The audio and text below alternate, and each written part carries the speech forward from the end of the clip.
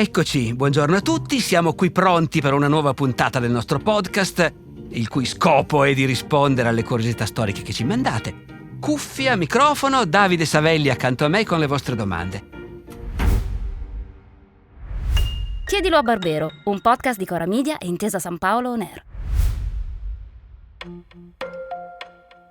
Oggi ci occupiamo di cambiamenti climatici nella storia, partendo dalla domanda di Elisa che vado a leggere. Mi piacerebbe che il professor Barbero approfondisse l'avvenimento catastrofico dell'eruzione del vulcano Tambora e dell'anno senza estate. Questa è una storia straordinaria, effettivamente. È uno di quegli avvenimenti storici che per una volta non sono legati, diciamo così, alle decisioni dei papi o degli imperatori, agli scontri fra paesi, alle grandi guerre e neanche agli sviluppi dell'economia, al progresso. No, è uno di quei casi in cui, come dire, il pianeta Terra interviene facendosi sentire e influenza la vita degli uomini, la storia umana, ecco, in modo in questo caso specifico anche piuttosto minaccioso. Perché quello che succede è che appunto nella primavera del 1815 c'è l'eruzione di un vulcano, il vulcano Tambora, in Indonesia. Detto così, eruzioni ce ne sono tante. L'eruzione del vulcano Tambora del 1815 è la più grande, la più violenta eruzione nella storia umana. Anzi, secondo gli scienziati si può andare anche prima della storia. È la più grande eruzione dell'intero Olocene, cioè diciamo gli ultimi 10.000 anni, l'epoca in cui gli esseri umani hanno fatto sentire la loro presenza sulla Terra. Tanto per capirci, pare che l'esplosione sia stata sentita sull'isola di Sumatra a 2000 chilometri di distanza. L'eruzione è stata di per sé evidentemente una grandissima tragedia per gli abitanti dell'Indonesia. Si parla di 10.000 morti e almeno altri 50.000 nei mesi successivi, perché l'eruzione ha provocato appunto carestia, fame, epidemie in tutto l'arcipelago. Però diciamo che il motivo per cui noi ne parliamo è che in realtà l'eruzione del vulcano Tambora ha avuto delle conseguenze drammatiche in tutto il mondo. Perché il vulcano ha immesso nell'atmosfera un'immensa quantità di gas e di cenere vulcanica che progressivamente si è accumulata nel cielo e poi ha cominciato a spostarsi, oscurando o perlomeno attenuando la luce solare, ma in modo tangibile, visibile, ecco. Si è spostata lentamente questa massa di cenere vulcanica, per cui nell'emisfero occidentale, cioè dove abitiamo noi, l'impatto è arrivato solo l'anno dopo, il 1816. È per questo che il 1816 è passato alla storia come l'anno senza estate. Da notare, un anno esatto dopo la sconfitta di Napoleone a Waterloo e la restaurazione. Io mi immagino che faccia avranno fatto i francesi dicendo: bene, è tornato il re. Conseguenza? Guardale le conseguenze. Ecco. Piove governo ladro. Bravo, piove governo ladro, appunto. Ora, va detto che forse l'eruzione del vulcano non è stata l'unica causa della drammatica crisi climatica di quell'anno, perché c'era anche un'altra faccenda scientificamente piuttosto complessa. Il problema è quello dell'attività solare che varia nel tempo, può essere più o meno intensa, le macchie solari possono essere più o meno presenti e c'è un ciclo che era arrivato al minimo proprio nel maggio 1816. Si chiama il minimo di Dalton. Eravamo al minimo assoluto di attività solare e di macchie solari ed è possibile, ma non è sicuro, gli scienziati mi pare che non siano sicurissimi, ma è possibile che questa cosa contribuisca a ridurre appunto l'effetto dell'insolazione. Ma al di là di questo, comunque, l'effetto scatenante è stata l'eruzione. L'eruzione significa che nel 1816 la temperatura media in tutto il mondo è scesa di più di mezzo grado. Ora, io sono sicuro che fino a un po' di tempo fa tutti noi all'idea della temperatura media che scende di mezzo grado avremmo detto vabbè, cosa vuoi che sia. Invece siamo allenati e abbiamo imparato che le variazioni della temperatura media hanno un impatto enorme e che più di mezzo grado di freddo in più è una cosa estremamente significativa. E il risultato è che i raccolti del 1816 vanno malissimo, sono catastrofici. Quando i raccolti sono catastrofici la gente fa la fame e la carestia. che viene ovviamente dalla parola caro, vuol dire il pane costa caro. E i poveri, che normalmente fanno fatica a dar da mangiare a tutti i figli, quando il prezzo del pane è salito, devono stringere la cinghia. Ecco, il 1816 è l'ultima grande carestia che investe l'Europa e l'America del Nord nell'epoca moderna. La parola stessa carestia a noi sembra una parola arcaica, no? È una parola che associamo appunto al Medioevo, a un lontano passato. In realtà il 1816 è anno di carestia, raccolti disastrosi, a maggio gela. Il raccolto del grano va a male. In America del Nord nevica a giugno e gela ancora, ci sono gelate notturne nell'America del Nord registrate a luglio, ad agosto. Abbiamo il diario di una donna del Massachusetts che nel diario dice: il tempo va all'indietro. Va andando avanti verso l'estate e il tempo sembra che torni indietro verso l'inverno. In Europa l'Italia è stata fra i paesi più colpiti. È l'inverno della neve rossa, cioè per tutto l'inverno sulle Alpi nevica neve intrisa di ceneri. Questo per tutto l'inverno, poi comincia a piovere, piove, nevischia tutto luglio sulle Alpi. Ora, siamo nel 1816, non siamo più nel Medioevo, non è che la gente sia morta di fame per le strade dappertutto, naturalmente. Cioè gli stati europei e anche gli Stati Uniti ormai sono abbastanza, organizzati da poter far fronte a un dramma di questo genere, quindi si evita la catastrofe, anche se qualche caso di gente morta di fame è ancora registrata dai giornali, anche in Italia, in Liguria per esempio c'è qualche caso.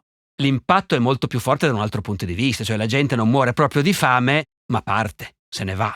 Il 1816 è un anno di grande emigrazione, per esempio, dall'Italia verso gli Stati Uniti. Si può dire, poi la grande emigrazione avverrà dopo, ma si può dire che l'idea degli Stati Uniti come il luogo dove un italiano va quando a casa non ne può proprio più e crepa di fame, ecco, è nata in quel momento. D'altra parte, negli Stati Uniti, quelli che stanno negli Stati Uniti, che a quell'epoca sono soltanto praticamente l'est, la costa est, investiti dal gelo e dalla carestia, tantissimi contadini si spostano e se ne vanno dove vanno? Verso ovest, naturalmente. E quindi anche lì non forziamo, però l'idea che il grande orizzonte dove un americano va quando a casa sua non sta più bene, anzi rischia di crepare di fame, è l'ovest, il west, il far west. Anche la grande migrazione verso il west, in qualche misura, si può riportare appunto alla grande eruzione del Tambora e all'anno senza estate. Dopodiché è interessante il fatto che ci sono delle tracce concrete anche nell'arte e nella letteratura di questa faccenda. Beh, nell'arte io non me ne intendo molto, ma c'è un grande pittore della prima metà dell'Ottocento che è Turner, William Turner, che è un pittore di paesaggi, di tramonti, di marine, con colori assolutamente insoliti. Colori spettacolari ma insoliti, rossi, violenti, ecco. E si dice che appunto l'ispirazione per questi paesaggi gli sia venuta proprio da quello che vedeva davvero. Perché nell'estate del 1816 il cielo era rosso davvero. E poi c'è un'altra conseguenza, questa è famosissima ma raccontiamola lo stesso. Nel giugno del 1816 c'è un gruppetto di turisti inglesi in Svizzera. Va detto che gli inglesi sono l'unico popolo che all'epoca pratica il turismo. Infatti la figura del turista inglese comincia a diventare una figura familiare anche in Italia. Il turista inglese è un po' ridicolo, da spennare ovviamente, ecco. E gli inglesi vanno in giro, la Svizzera, che all'epoca è un paese miserabile e poverissimo, però pittoresco. Gli inglesi hanno scoperto le pittoresche montagne della Svizzera. Nel 1816 4 amici hanno deciso di passare le vacanze in Svizzera. 2 sono famosi poeti, uno è Lord Byron e l'altro è il suo amico Shelley, Percy Bysshe Shelley. C'è la moglie di Shelley, Mary, e c'è un altro amico, il dottor Polidori, John Polidori. I 4 amici hanno affittato una villa sul lago di Ginevra. Non è l'anno giusto per fare le vacanze in Svizzera. Sono lì a giugno, fa un freddo cane, piove sempre, sono tutti chiusi nella villa Diodati. Si annoiano da morire, noi abbiamo fatto una puntata sulla noia, vero? Avremmo potuto ricordare. Ecco, la storia moderna della noia comincia con Byron, Shelley e Mary e Polidori chiusi in villa Diodati nel giugno dell'anno senza estate. Fuori diluvia, cosa facciamo? Leggono tutti i libri a disposizione, fra cui una raccolta di storie di fantasmi, e a quel punto poi, avendo finito i libri, dicono vabbè, scriviamone degli altri. Sono tutti dei letterati, dei poeti, fanno una gara, scriviamo una storia dell'orrore. ciascuno si mette a scrivere una storia dell'orrore. La migliore di tutti è Mary Shelley, la quale si inventa, mentre il cielo è rosso, piove sempre, il cielo è pieno di fulmini e a mezzogiorno bisogna accendere le candele, Mary Shelley si inventa la storia del sinistro scienziato dottor Frankenstein, il quale, usando dei cadaveri, fabbrica un mostro e con l'elettricità dei fulmini gli dà la vita. Ecco, la storia popolarissima del mostro di Frankenstein, che ci piace tantissimo anche oggi, la inventa Mary Shelley, chiusa sotto il diluvio in una villa sul lago di Ginevra nell'anno senza estate. Giorgio da Brindisi vorrebbe invece sapere. Leggo. La mia domanda riguarda i modi in cui le antiche civiltà si confrontavano con le catastrofi ambientali, in particolare le siccità e le alluvioni. Come reagivano Maya, Egizi, Romani, Persiani, Cinesi davanti a questi cataclismi? Cosa ci raccontano le fonti? Diciamo che se le fonti ci dicessero che gli egizi o i persiani erano in grado di gestire bene le siccità e le alluvioni, ci sarebbe da arrossire, visto il modo in cui noi reagiamo a queste cose, no? In realtà non se la cavavano neanche loro. Al di là del fatto che siccità e alluvioni sono due cose molto diverse, però speculari, sono d'accordo, effettivamente. Ma comunque sono quelle occasioni in cui l'uomo si rende conto che tutto sommato c'è un limite alla nostra capacità di controllare il pianeta, di controllare la natura. Non ci dovrebbe essere un limite alla nostra capacità di prevedere e di prevenire, ma di fronte ai fatti in sé, le società del passato erano indifese, naturalmente. Poi, per carità, la gestione delle acque è sempre stata una grande preoccupazione umana e ci sono intere civiltà che hanno, costruito la loro prosperità sulla gestione delle acque. Un po' di tempo fa nei manuali scolastici era diventata di moda l'espressione gli imperi idraulici. Io devo dire che mi faceva molto ridere questo degli imperi idraulici, però al di là del modo di definirli che è un po' ridicolo, ma è vero che molte grandi civiltà appunto si basavano sul fatto che l'acqua è indispensabile, però è anche pericolosissima e quindi si faceva un enorme investimento in dighe, canalizzazioni, cisterne, per fare in modo che appunto l'acqua potesse essere utilizzata per irrigare e al tempo stesso in qualche misura frenata quando invece si scatenava. Civiltà del genere si ritrovano dall'India al Mediterraneo, possono essere grandissime civiltà, come anche civiltà molto localizzate. I Micenei, nella Grecia appunto antichissima, avevano comunque tutta una capacità di gestire tramite dighe e canali appunto le acque. Detto questo, appunto, in realtà nessuna civiltà antica ha veramente risolto il problema. C'è stata una grandissima civiltà nella valle dell'Indo, quindi in India, una civiltà che è fiorita per 2000 anni nell'età del bronzo. Cioè, non so se vi rendete conto di cosa vuol dire 2000 anni.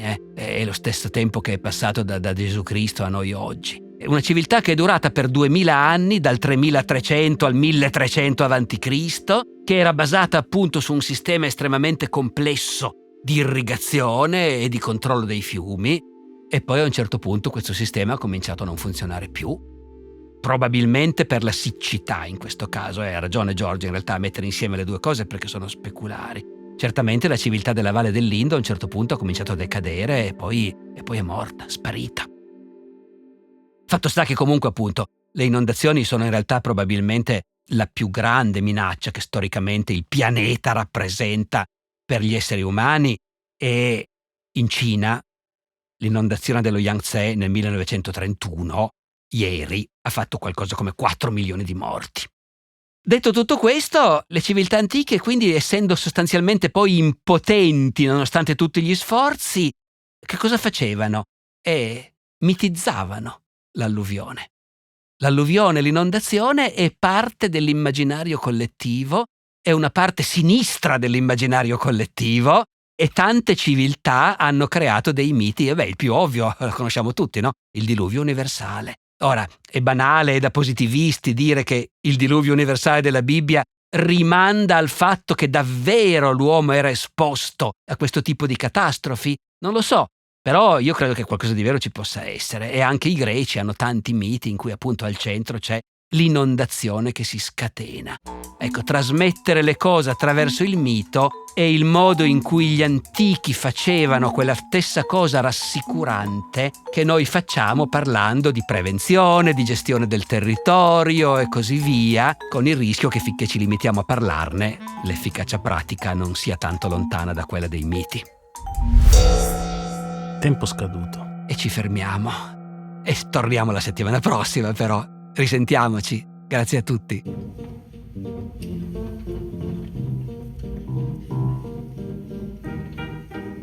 E a conclusione di questo episodio vi ricordiamo che i cieli turneriani di cui ha parlato il professore si possono ammirare principalmente a Londra, sia alla National Gallery sia e soprattutto alla Tate Britain, di cui consigliamo una visita virtuale anche al suo sito internet all'indirizzo tate.org.uk, tate.org.uk.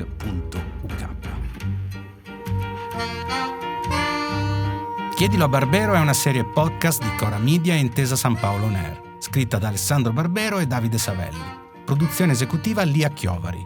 Cura editoriale di Davide Savelli in collaborazione con Anna Iacovino e Rosella Bettinardi. Supervisione del suono e musiche Luca Micheli. Post-produzione e montaggio del suono Luca Micheli e Mattia Liciotti. Coordinamento post-produzione Matteo Scelsa. Fonico di studio a Torino Riccardo Mazza di Experimental Studios. Fonico di studio a Roma Lucrezia Marcelli. Io sono Davide Savelli e vi do appuntamento alla prossima settimana ricordandovi che potete inviare le vostre domande via mail all'indirizzo chiediloabarbero@coramedia.com oppure con un messaggio WhatsApp anche vocale al numero 345 09 83 998.